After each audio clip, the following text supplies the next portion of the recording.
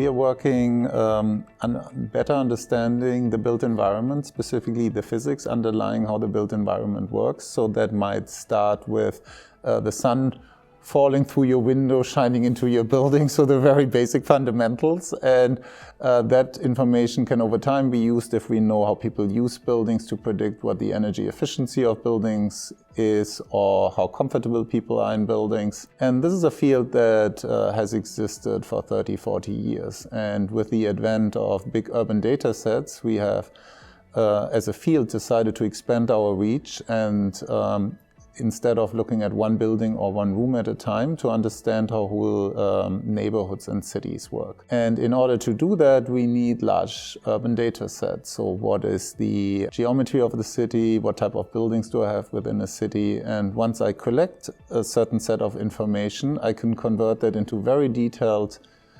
models of the whole human experience in buildings, between buildings, when am I hot, cold, comfortable, and how much energy do I use.